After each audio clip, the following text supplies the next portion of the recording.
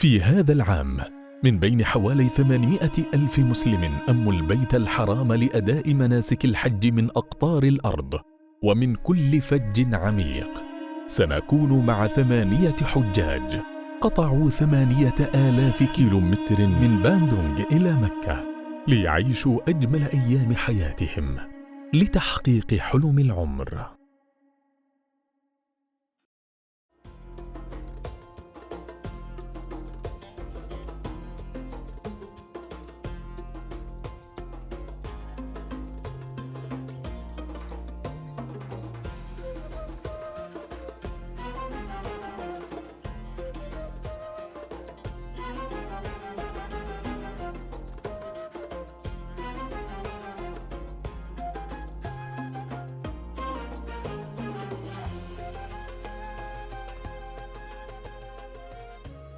Saya selaku orang muslim, yang pertama saya bersyukur kepada Allah Subhanahu wa Ta'ala dijadikan orang muslim. Ternyata di dalam keislaman itu, muslim itu untuk menuju kebahagiaan dunia dan akhirat. Terus kalau melihat dua sisi, kultur bangsa Arab mensikapi Islam, kultur bangsa Indonesia mensikapi Islam, atau mungkin kultur bangsa-bangsa lain mensikapi Islam, tentu pengaruh dari kultur itu ada pandangan-pandangan tersendiri. Tapi secara hakikiah pada intinya akan menuju kepada tujuan yang sama.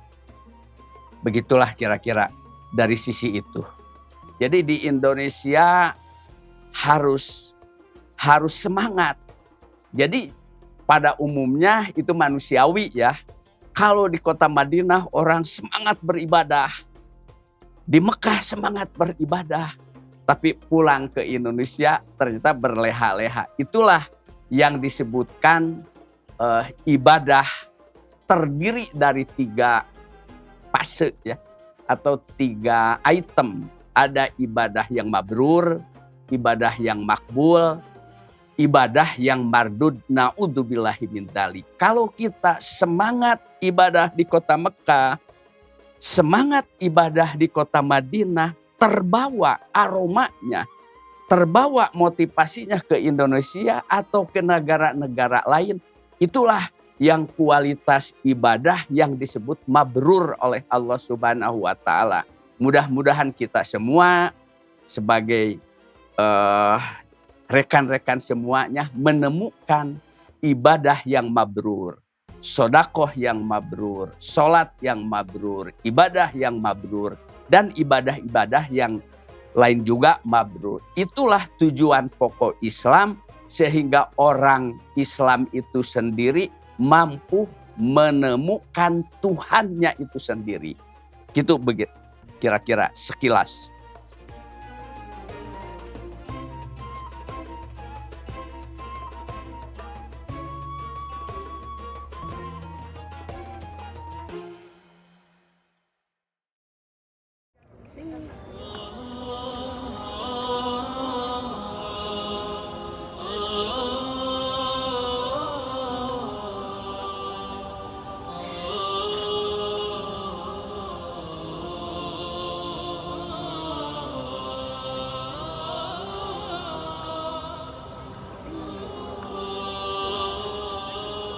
Pertama kali ziarah ke makam Rasulullah SAW, rasanya sangat menyentuh karena mungkin ini pertama kali bagi saya,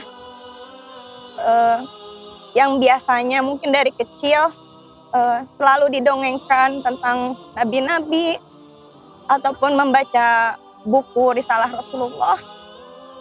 Sekarang alhamdulillah saya bisa datang ke makam Rasulullah SAW, dan itu membuat perasaan saya sangat terharu dan bersyukur, karena walaupun saya tidak bisa bertemu langsung kepada beliau, tapi saya sebagai umat Nabi Rasulullah bisa berkunjung diberikan kesempatan untuk berkunjung ke makam Nabi Muhammad. Bagi saya, walaupun saya belum termasuk ke dalam mengikuti agama Islam dengan benar mungkin, tapi ketika saya bertemu Rasulullah, saya ingin selalu memperbaiki diri yang pertama agar saya bisa menjadi salah satu pengikut Rasulullah yang selalu taat kepada Allah, ingin selalu mengikuti sunnah-sunnah Rasulullah. Dan juga tentunya walaupun saya bukan orang yang sempurna dalam beragama, tapi saya ingin selalu diberikan syafaat Rasulullah untuk saya, keluarga, dan juga umumnya untuk orang-orang Islam. Masya Allah, tadi saya berada di Rodo, perasaan saya luar biasa campur aduk. Saya hanya bisa menangis dan menangis. Setelah sholat, saya berdoa. Yang keluar hanya air mata. Saya tidak tahu harus berkata apa, tetapi yang pasti saya menyampaikan salam kepada Rasulullah. Saya menyampaikan salam-salam yang dititipkan oleh teman-teman dan kerabat saya untuk beliau. Dan saya juga berdoa untuk diri saya. Saya tadi di Rodo berdoa kepada Allah, semoga syafaat Rasulullah yang terakhir untuk umatnya bisa diberikan kepada saya, suami saya, anak saya, keturunan saya, dan umat Islam seluruh dunia ini, supaya saya berserta keluarga saya, keturunan saya, dan umat Islam seluruh ini selamat dari siksa api neraka, dan semua dimasukkan ke dalam surganya. Itu yang saya panjatkan kepada Allah tadi. Alhamdulillah, setelah melaksanakan manasik ibadah haji dan umroh, kemudian diakhiri dengan tawaf wada, tawaf perpisahan dengan kota Makkah, perpisahan dengan Baitullah Al-Haram. Hari ini kita bisa mengunjungi Rasulullah SAW. Kita berziarah kepada manusia sempurna, manusia menjadi suri taudan kita semua. Alhamdulillah, kita juga bisa melaksanakan ibadah di Raudhah, dan alhamdulillah tiba di Madinah, kota yang sangat luar biasa, kota yang sangat penuh dengan keberkahan. Mudah-mudahan ibadah haji dan umroh dan semua ibadah yang kami lakukan mendapatkan ridha Allah Subhanahu wa taala, mendapatkan pahala yang luar biasa dari Allah Subhanahu wa taala. Saya berangkat dari rumah sama istri, sama nggak tahu dengan siapa-siapa. Itu saya bertemu dengan Nakasbu nolongin saya karena Nakasbu sayang kepada saya. Saya terus dipanggil sama Kasbu, ya saya turutin aja. Mau ditolongin sama saya, kan saya sudah tua, gak butuh pertolongan sama anak muda gitu.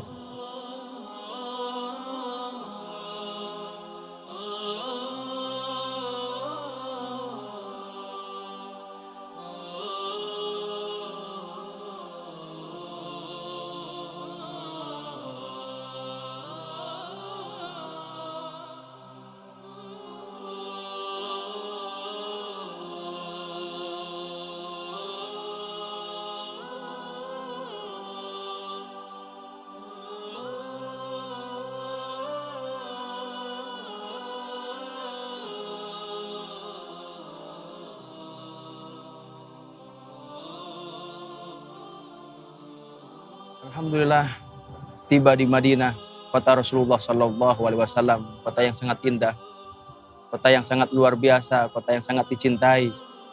Dan alhamdulillah, kita barusan melaksanakan ziarah kepada Rasulullah SAW. Kita beribadah di Raudhah. Alhamdulillah dengan mudah, dengan pelayanan yang sangat luar biasa, orang-orang yang sangat mulia, mereka menyambut kami dengan begitu luar biasa. Tidak ada kata yang kami ucapkan kepada para penduduk Madinah Al-Munawwarah selain kami ucapkan jazakumullah ahsanal jaza atas sambutan mereka yang sangat luar biasa. Saya lagi bingung di Mekah. Akhirnya saya bertemu dengan anak kasbu. Terus saya ditolong sama anak kasbu. Terus lama-lama dia jadi seperti cucu sendiri. Mengaku sama saya terus dibawa kemana aja, mau ke hotel, mau kemana, didampingi sama anak kasbu. Gitu aja. Oh, di Musdalifah sempat sakit, ditolongin sama anak kasbu. Saya sakit, memang sakit itu gak kebayang dari tadinya saya, terus ditolong sama kasbu gitu.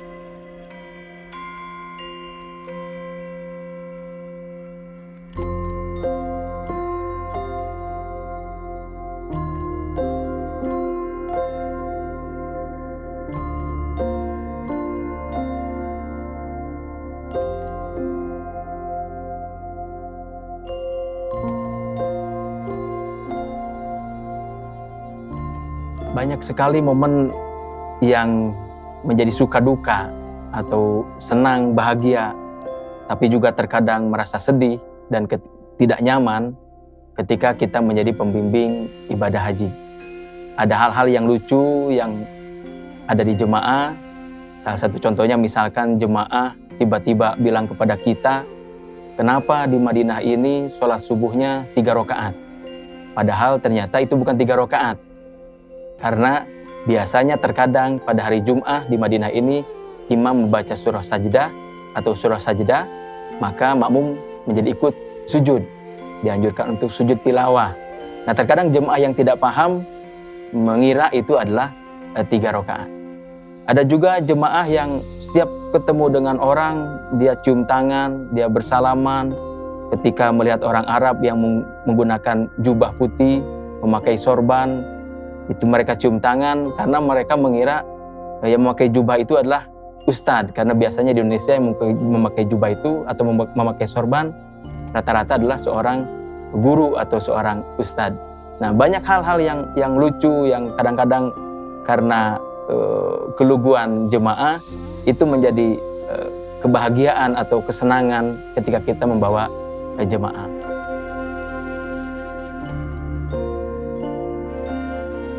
Untuk kegiatan-kegiatan di Tanah Suci nanti, sebagaimana mestinya doa-doa yang dimohonkan kepada Allah Subhanahu wa Ta'ala tentu doa-doa yang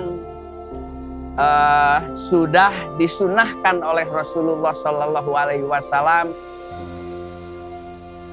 Saya sebagai pedagang, sebagaimana junjungan kita Rasulullah Sallallahu Alaihi Wasallam di dalam sejarah pernah menjadi pedagang, bahkan pernah membawa Islam ke negara-negara yang lain sambil berdagang. Nah, alhamdulillah wali-walinya Allah, para ulama-ulama Indonesia atau para waliullah dengan semangat juangnya, dengan semangat jihadnya membawa Islam ke tanah air Indonesia lewat mereka para mujahid-mujahid mereka membawa Islam ke tanah Indonesia. Dan saya bersyukur kepada Allah atas perjuangan mereka para mujahid yang membawa Islam ke Indonesia Indonesia yang penduduknya tidak kurang dari 250 juta, 90% penduduk Indonesia memeluk agama Islam, sehingga itu tidak terlepas dari perjuangan para mujahid, perjuangan para waliullah, perjuangan para ulama, yang lebih dekat perjuangan para asatid kita. Mudah-mudahan beliau-beliau yang sudah membawa Islam menjadi rahmatan lil alamin untuk bangsa Indonesia, beliau-beliau ditempatkan oleh Allah di dalam ridhonya Allah, dan mudah-mudahan beliau dijaga oleh Allah, diberi pahala yang berlipat ganda. Ya Allah, ya Allah, ya Allah, saya sekarang mau pulang ke tanah air, dan ampunilah dosa kita semua dan lapangkan rezeki kita semua sehingga bisa berkali-kali datang ke Baitullah ini. Nah, itu pada umumnya doa ketika tawaf wada itu, doa dilontarkan itu. Dan alhamdulillah saya sering berdoa seperti itu, ditakdirkan oleh Allah lebih dari satu kali, bahkan berulang kali. Mungkin itu salah satu doa yang diijabah.